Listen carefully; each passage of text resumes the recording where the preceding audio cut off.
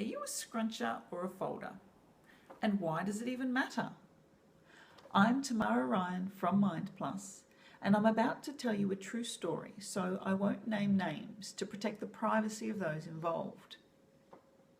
A mother was taking her 3-year-old daughter to the bathroom, and the mother commented to her daughter, "So, I see you've decided to become a folder. There are only 2 kinds of people in this world, you know, scrunchers and folders." And the little girl looked up at her mother and replied, "Sometimes I scrunch, sometimes I fold. It's okay to be both, you know."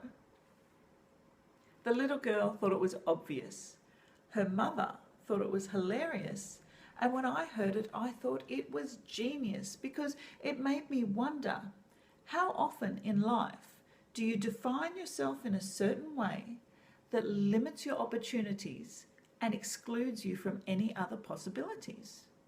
For example, at a wedding, when everyone else heads to the dance floor, do you say, "I'm not a dancer"?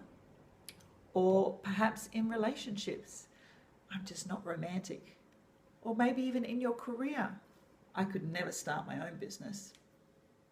In any area of your life, have you ever heard yourself say, "I could never do that"? "I'd love to run a marathon, but I could not get up at 6 a.m. every morning to train." "I'd love to change my career, but I'm too old to start again." You see, how you define yourself determines what you will and won't do. And what you believe you're capable of determines what you will and won't succeed at. Henry Ford was spot on when he said, "Whether you think you can or you think you can't, you're correct." Because people always act, feel, and perform in accordance with what they believe to be true about themselves and their environment. What they believe to be true. It doesn't even necessarily have to be true. In fact, most of our beliefs are nothing more than opinions we've held for a really long time without ever questioning them. A belief is just a thought you keep thinking. It doesn't even need to be based in truth or reality. And the way you define yourself, scruncher or folder, success or failure, leader or follower, shy or confident, those definitions determine what you believe to be true about yourself. Now, the good news is you can change what you believe. In fact, you've done it before. Can you think of anything that you used to believe that you no longer believe is true? Maybe something to do with a bunny rabbit that delivers chocolate, perhaps, or a man in a red suit with reindeers and chimneys. In these cases, and in fact any time you've changed a belief, you went through a process of first questioning or challenging the belief, and then you found evidence that disproved your belief, and then you concluded that what you used to believe is no longer true.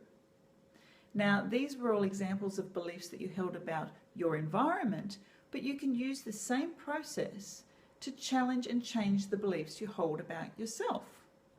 And the wonderful thing is, when you change what you believe to be true about yourself, you can open up a whole world of opportunities and possibilities that weren't previously available to you. Just think for a moment, how would your life be different if you were a more confident person?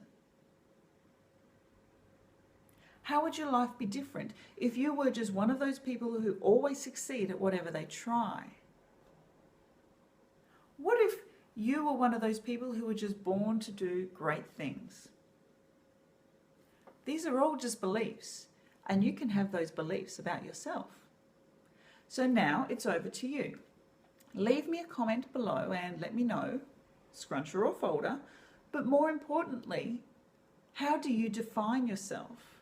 And how could you redefine yourself to become more like the person you'd rather be?